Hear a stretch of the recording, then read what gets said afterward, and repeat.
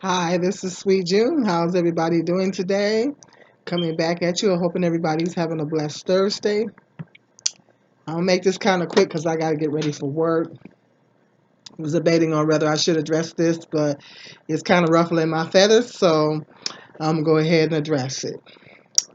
Anytime I do a current event, I don't do everything that's current events, but if I can get a good, if I can take whatever I'm talking about and happen in current events, and I can take that and teach it, turn it into a teachable moment, or use it as a witness, or to educate or whatever, then that's what I feel like. If I can do that, then I will talk about that. I don't talk about everything, but certain things, yeah, I will address. In this situation, I'm going to address. I know you guys have heard about because it's all over YouTube and everything, Facebook, the backlash about apparently it's not no allegedly, it happened. I've seen the interview. Gayle King interviewed I can't remember, I don't know the lady's name, about I don't know if it was a friend of Kobe Bryant's or whatever. Because everybody know that years ago there was he this young lady, he had an affair with this young lady, and she alleged that she was raped by him, and it went to trial and everything, and he got acquitted. He got acquitted of the charges. And so now, ever since that happened, because they couldn't prove nothing, because she wasn't credible. The young lady wasn't credible. For everybody know, uh, if when that happened, why she wasn't credible. I'm not really going into all that, but everybody know why she wasn't. However, now ever since that happened, ever since he got acquitted for that, nothing has never been said about it ever again. I don't know about you guys, but I hadn't heard anything about it over the years. Matter of fact, I practically forgot about it, to tell you the truth. And I've seen pictures of him and the babies, and shortly before he passed away, I seen a picture of him and his wife and the four babies, and they was talking about they had another little baby. I said, oh, they had another little girl, and I didn't think nothing of it. I practically forgot about it.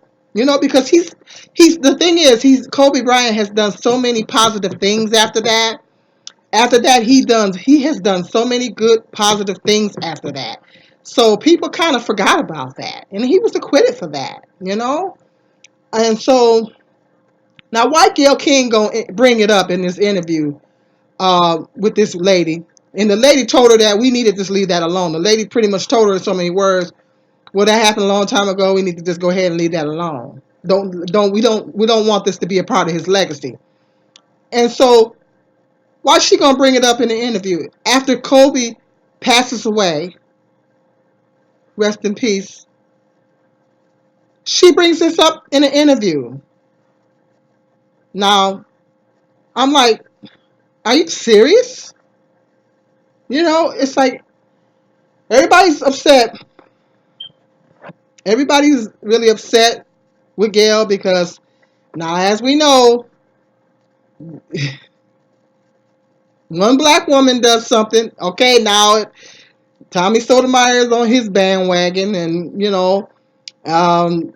read the blogs and everything. Black men are jumping on their bandwagons because when one black woman does something, you know how it always goes. It rolls down to the rest of us. And so black men, women are always trying to no, no, no. That black woman is throwing black men under the bus. Don't put all black women in that. Don't put all black women in that. That particular black woman is throwing black men under the bus, and the black men are upset because you know she does she does that. Oprah did the situation with interviewing Michael Jackson's accusers, and then Gayle um, she did something else too. Um, And so everybody, a lot of the black men are upset with her right now because they feel like her and Oprah is throwing black men under the bus, and that they're supposed to be close friends. I say allegedly, I'm going to say allegedly because I don't know for sure, that they're supposed to be close friends with Harvey Weinstein. And they're not saying nothing about him and all his allegations, but they seem to be throwing the black men under the bus. And a lot of the black men are upset because um, she's. And I'm upset because it does appear that she's throwing black men under the bus, but it's I'm upset because of the fact that that's disrespectful to his family. Why would she bring this up after Kobe Bryant passes away in a horrible, tragic, horrific accident? Why would she bring this up? It's like she's trying to tarnish his legacy. Other people brought it up, and it's not enough that the other women are saying, certain women that's coming forth and they're saying that he was a rapist. That's not enough. It's not enough that's my point is, it's bad enough. That's what I guess that's what I'm trying to say. It's bad enough that they're doing that. Now here comes Gayle in this interview asking this woman about it. First of all, you shouldn't have never brought that up. First of all, that happened years ago. Second of all, he got acquitted of that. That should have never been brought up. Because after he got acquitted, that wasn't even brought up. Nobody's ever even talked about it since. I don't know about you guys, but I hadn't heard about it since. I practically forgot about it. Pretty much. For the most part. Because it hadn't been brought up for, literally has not been brought up for years. Because he's done so many positive things after that. Kobe Bryant has more than made up for that. He's done so many positive things. He turned out to be a phenomenal dad. He turned out to be a phenomenal husband. Wife was real happy with him. She forgave him and everything. And they had a beautiful family. So my thought is, well, I know that she's a journalist, and she gotta. They feel like they gotta be messy. There's at some point as a journalist, you have to cross the line, even if it means your job. You have to cross the line, or you have to draw a line. Did I say cross the line? At some point, as a journalist, you have to draw a line, and you have to say, no, I'm not going to do this. I'm not going to mention this. And then what? This is what gets me. This is what gets me. She comes back and says, "Oh, CBS took. Well, there was a whole lot more to that interview than that. CBS took one clip and they posted it online or whatever. They took that one little clip and they edited and they posted that one little clip. That interview was so much longer than that. That was just one little clip." And she said, well, then she said something about, well, I'm going to get on CBS about that because they shouldn't have done that. I'm like, my thought was, lady, how long have you been working for them folks? How long have you been, Gayle King, how long have you been working for CBS? Now, she been working there long enough to know how them folks operate. Everybody know I'm not even in that field. I'm not even in the entertainment industry. I'm not even a journalist or anything. The closest I'm getting to being a journalist is here on YouTube. Okay? Everybody know that all them news outlets is the same. They all messy. Everybody know all them news outlets is messy. And it's all about two things. Ratings and dollars and coins. They about their ratings and they about their coins. Okay? Whatever they gonna put whatever is gonna draw in the ratings and the views. She ought to know that.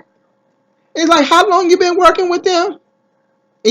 Come on, you don't know that?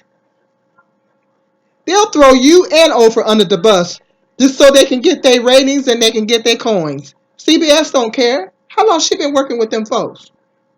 Okay? They just as messy as all the other news outlets. They're no different than the other news outlets. They're just as messy. Except that Fox is the leader of the pack. Okay? They're just as messy as the rest of them. Anything, everybody knows that in journalism it's about the views, it's about It's about the ratings and the coins. Everybody know that. That's why when a reporter does something that's controversial, or they get accused of doing something controversial, like of a male reporter that's been with a network for years, they get accused of sexual harassment or something like that, they go on and let them go. They go on and let them go. They go ahead and let them go because they figure, well, he ain't gonna mess up our money. It's better for us to get rid of him. Well, I didn't do it. Well, we understand that. You say you didn't do it, but a whole bunch of people saying you're doing it. You did it, so we gotta let you go. Okay? You're not about to mess up our coin. That's how they think. Everybody know that's how they think. That's how they. Come on now. What world is she living in? Did she honestly think because her association with Oprah, they wasn't going to throw her under the bus? Please, they'll throw you and Oprah under the bus. They don't care.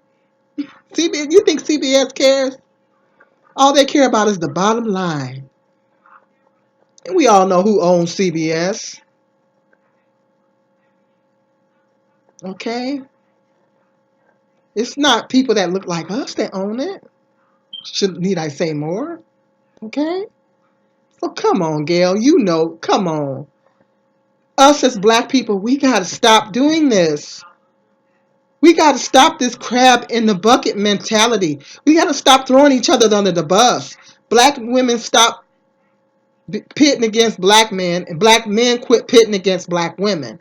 We got to stop because guess what? They know as long as we bringing each other down, as long as we're pulling each other down and destroying each other, that we will never get ahead as a race. And that's what they want. They know as long as we do that, we will never get ahead as a race. And we will. That's the big fear. The fear is that we will get ahead and we will surpass them and have. That's what the fear is. Or we'll get to a place to where we won't need them, and they won't be able to make any money off of us. Okay. As long as they figure, as long as we pulling each other down and bringing each other down, we will never get ahead. We will never get to that place. And our people just fall right into the bait. We will never learn. We will never learn. Black men and black women gotta stop. We gotta stop this crab in the bucket mentality. Black women against black men against black men, black women against black women, whatever. Black people against black people, period. We gotta stop this stuff. We gotta stop it. It's ridiculous. That was not okay. They haven't even had his funeral services yet. His wife is in deep mourning. His family is in a deep mourning period. It's not okay. It's not okay what she did. It's not okay. It's like that is not going to be this man's legacy.